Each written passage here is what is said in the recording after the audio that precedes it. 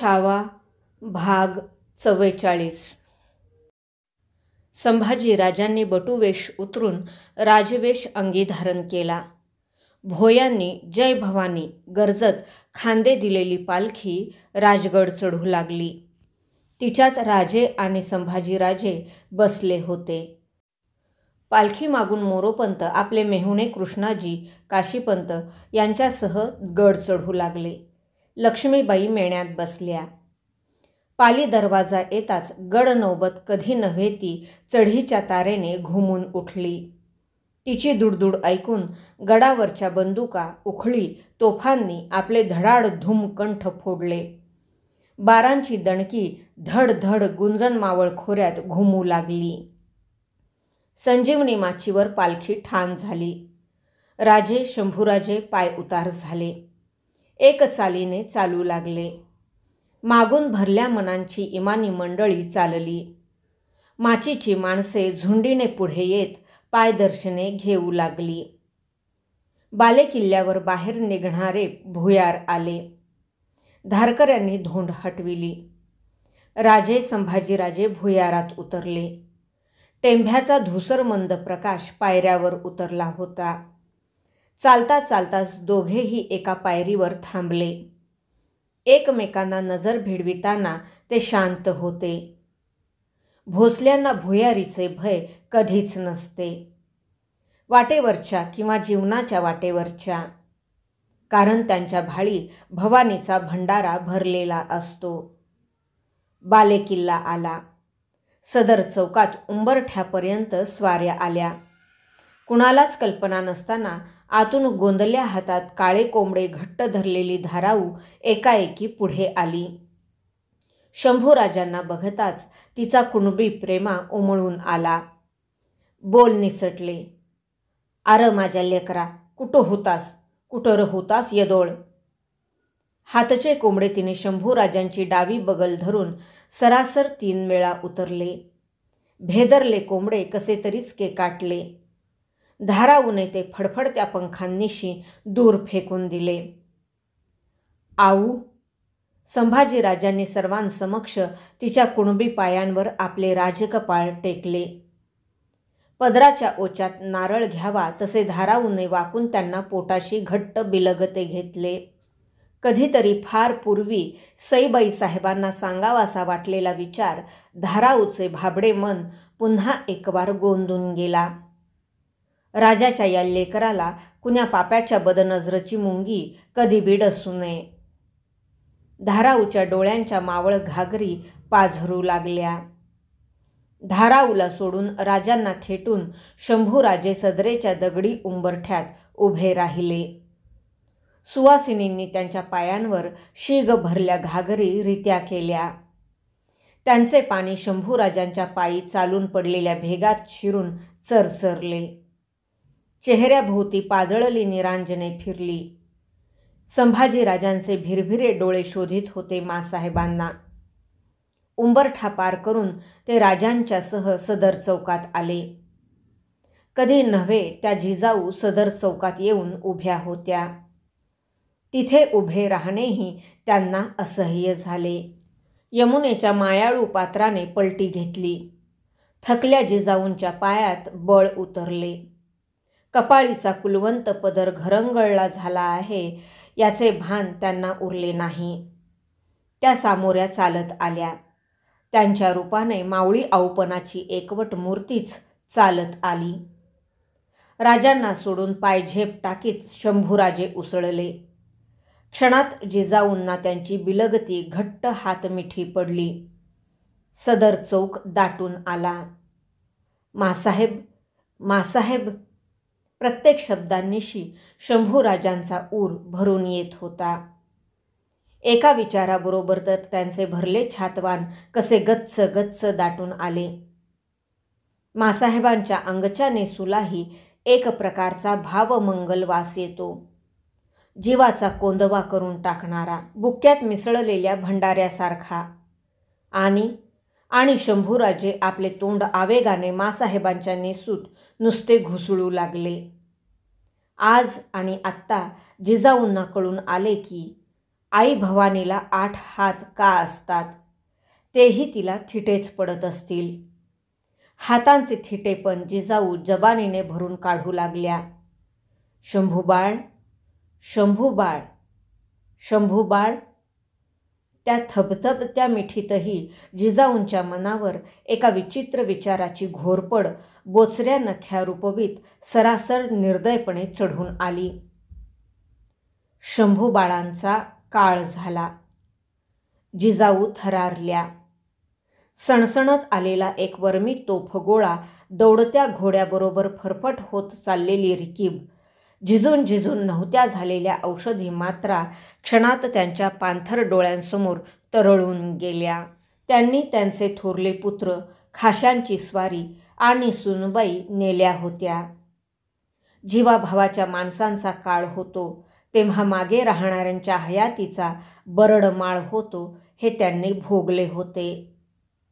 जिजाऊंनी शंभूराजांना एकदम हातांच्या आवेगी मिठीत कोंडून कोंडून टाकले. त्यांच्या डोळ्यातील थोरली माया शंभूराजांच्या टोपावर टपटपू लागली. सदरेवरच्या हर आसामीला ते बघताना वाटले, आपणच धाकले राजे आहोत. ह्या थोरल्या मायेखाली न्हातो आहोत. भावनेचा कढ उलगताच जिजाऊंनी पदरकाठाने नेत्रकडा सावरल्या. शंभूराजांचा मोहरांच्या थैलीने सतका उतरून त्यांच्या खांदावळीवर हात चढवीत त्या शांतपणे म्हणाल्या, चला.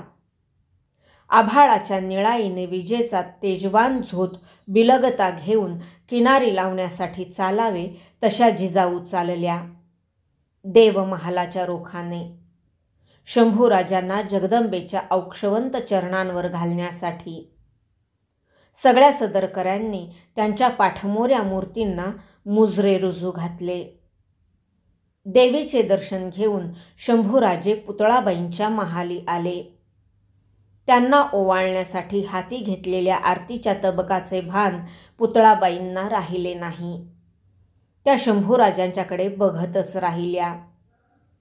त्यांच्या सामोरे येत त्यांची पायधूळ घेऊन शंभूराजे म्हणाले, मासाहेब, ओवाळता? तेच शब्द, ओढ्यासारखे उड्या घेत येणारे, तेच डोळे दर्पणासारखे साफ. पुतळाबाईंच्या हातातील तबक थरथरत फिरू लागले. संभाजीराजांनी कमरेच्या शेलात खुपसलेला ताईत बाहेर काढला. तो आरतीच्या तबकात ठेवीत ते म्हणाले, आम्ही सलामत आलो. येताना हा ताईत झोळीत ठेवीत होतो. झोळी खांद्यास असली की कसलीच धास्त वाटत नव्हती. गुणाचाच आहे तो. पुतळाबाईंच्या मनी तबकातील ताईत बघताना विचार उठला.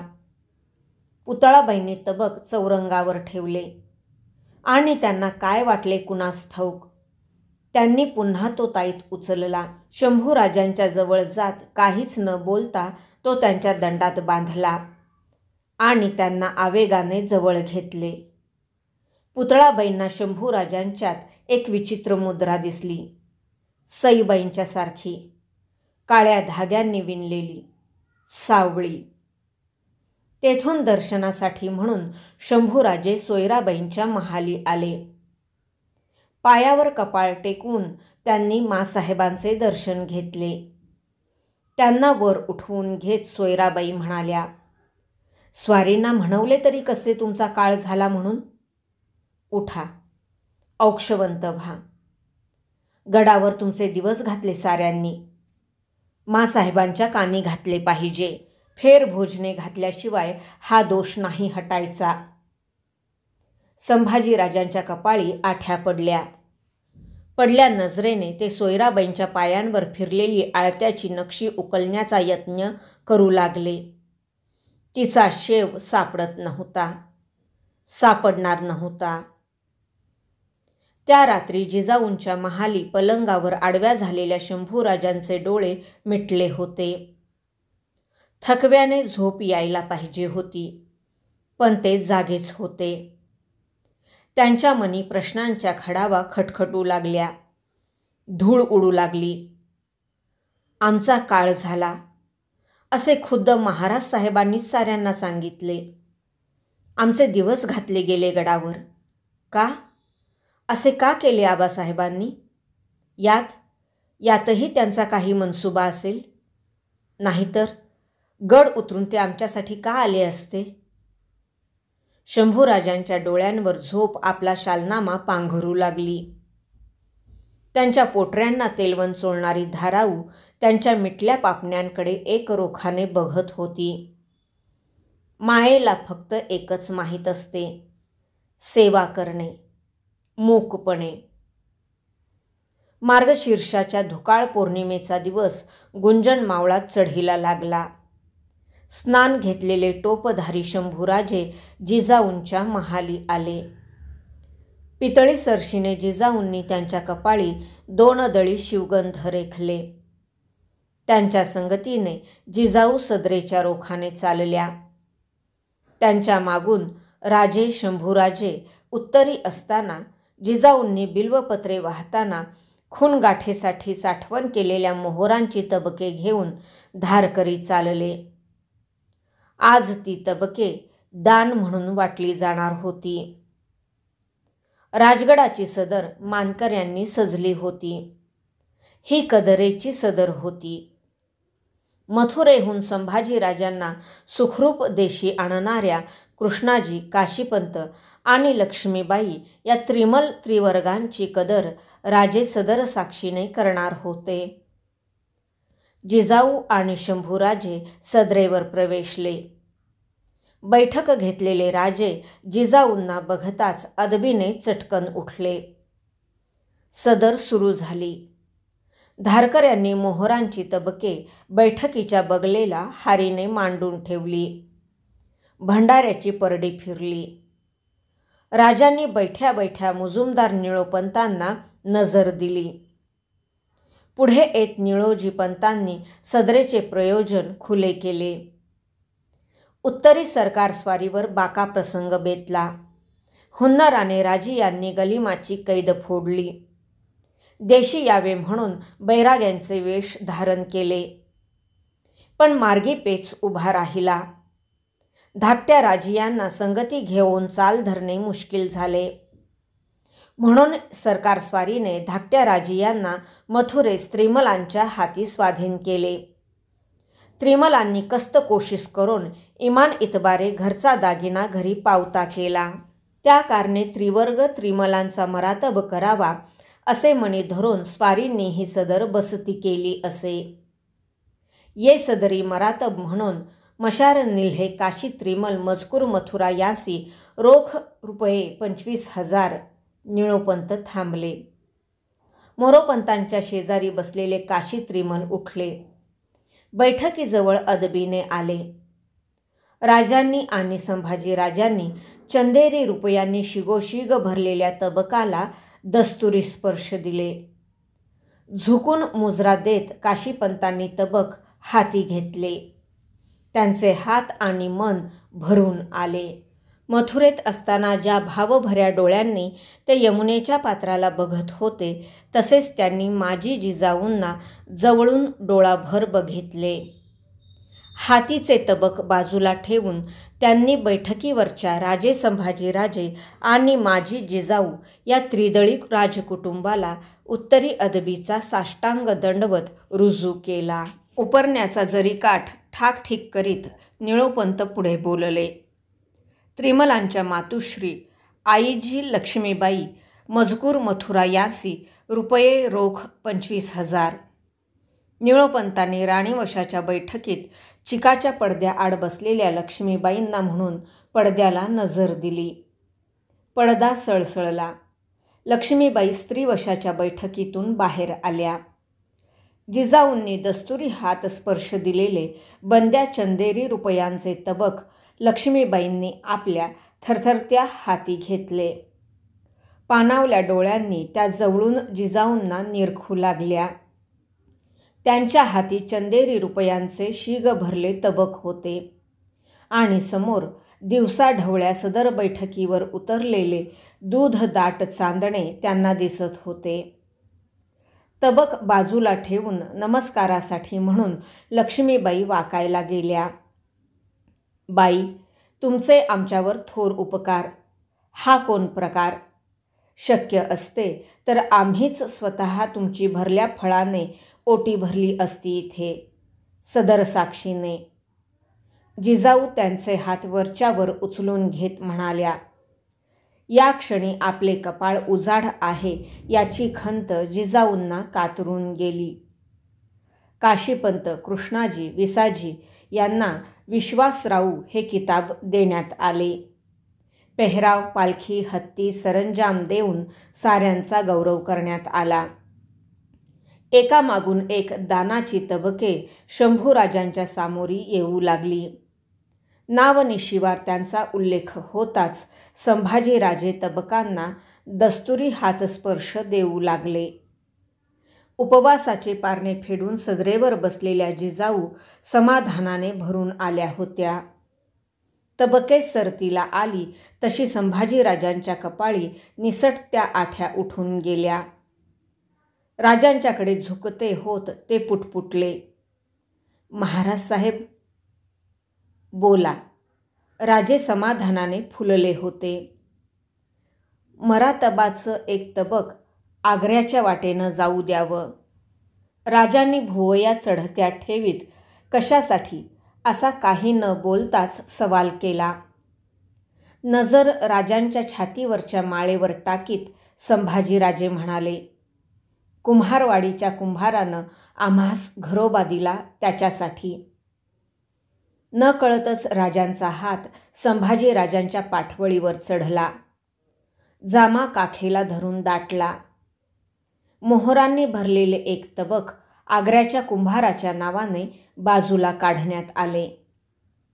राजांनी आपल्या खाजगीच्या कारभाऱ्यांना बैठकीवरून नजर दिली. कारभारी सरपोसाने तबक घेतलेला एक तबकधारी घेऊन राजांच्या सामोरे आले. त्यांनी मुजरा केला. तबकधाऱ्याने सरपोस हटता करून तबक राजांच्या समोर झुकते होऊन धरले. संभाजीराजांना तबकात सोनतारात मढविलेले एक पदक दिसत होते, कसल्या तरी पिसांचे. हे काय? त्यांनी राजांना विचारले. हे गरुडाचे पांख, हरकामी यश देणारे. राजे तबकातील पदकाकडे बघत उत्तरले. त्यांनी डोळ्यांनी तबकधाऱ्याला तबक जिजाऊंच्या समोर पेश धरण्याची इशारत केली. मासाहेब, त्या पदकास हात द्यावा. राजांनी जिजाऊंच्याकडे बघितले. जिजाऊंनी गरुड पिसांच्या मढविलेल्या पदकाला हात स्पर्श दिला. आत्ता पदक सर्वार्थाने हर काम में यश देनेवाले झाले. जिजाऊ राजांना काहीतरी विचारणार होत्या. एवढ्यात पाली दरवाजावरच्या नगारखान्यावरून उठलेली नौबतीची दुडदुड सदरेत घुसली. राजे आणि जिजाऊ ती ऐकताना एकमेकांकडे बघून मंद हसले. का ते मात्र सदरेवर कुणालाच उमगले नाही. सदर उठायला झाली.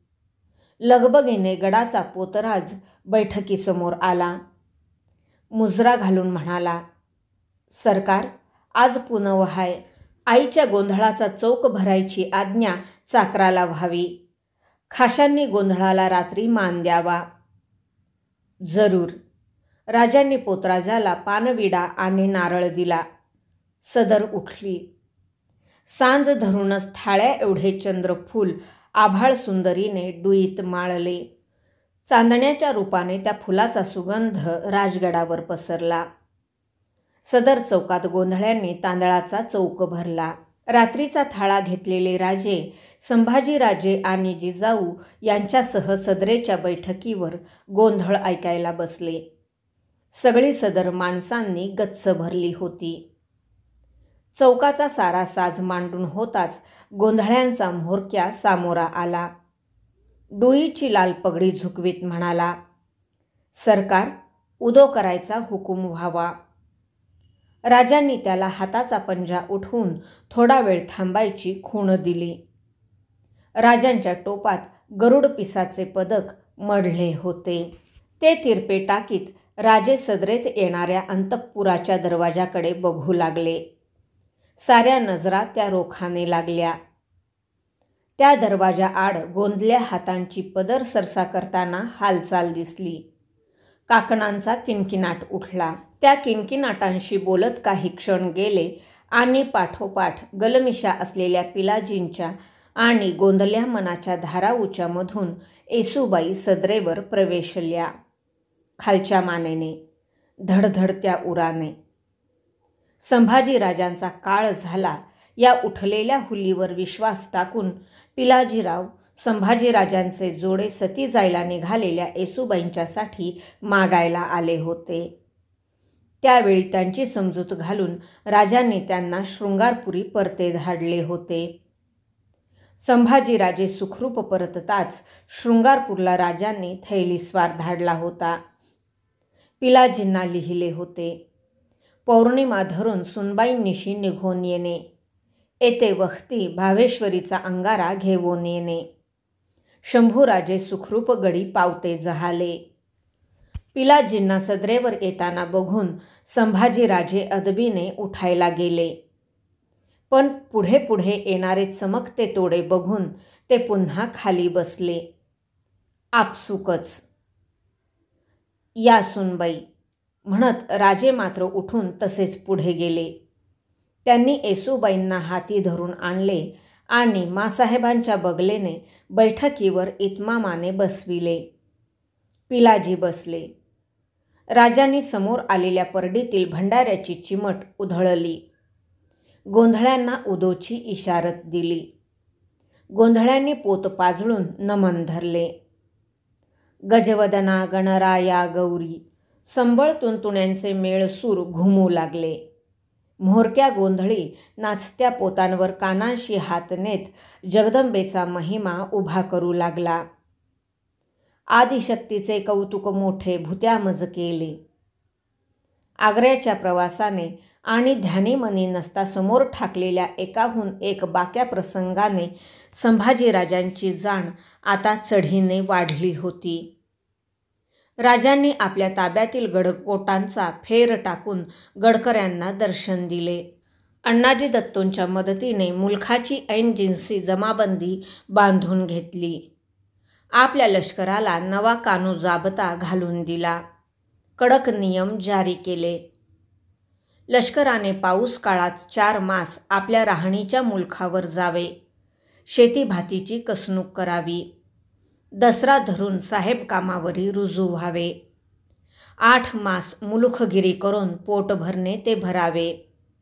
स्वारीत बाया बापड्यांनी बदअमल करू नये. मुलुखगिरीस जाताना व देशी परते येताना सरकारी चौकी पहाऱ्यांवर जमेनिसास झाडा द्यावा. गैरवाका वर्तू नये. कानूजाप्त्यास बाध आणील त्याचे हात जल्लादाकरवी कलम होतील. असा लष्कराचा कडक जाबता राजांनी घालून दिला. जमीनधाऱ्याबद्दल मलिक अंबरला मागे टाकील असे धोरण राजांनी घालून दिले. गावचा देशमुख, देशपांडा, पाटील आणि 4 जाणते कदीम गावकरी अशा 7 असामींनी मिळून जमिनीचा वकूब बघून प्रत ठरवावी. एकपिकी, दुपिकी अशी जमिनीची प्रतवारी लावावी. त्या मानाने सरकारी धारा बसवावा. जे रयतेस धारा नगद पैक्याचे रूपाने देणे निभत नसेल त्याजकडून ऐनजिन्सी धान्य रूपाने धारा वसूल घ्यावा. नांगर, बैल, बियाणे जो वस्तभाव कसणुकीस लागेल तो सरकार फडातून कुणबियांस वखती द्यावा. हे पुढे टाकायच्या चालीसाठी असलेले धोरण होते. संभाजीराजांच्या समक्ष ते सारे घडत बनत होते.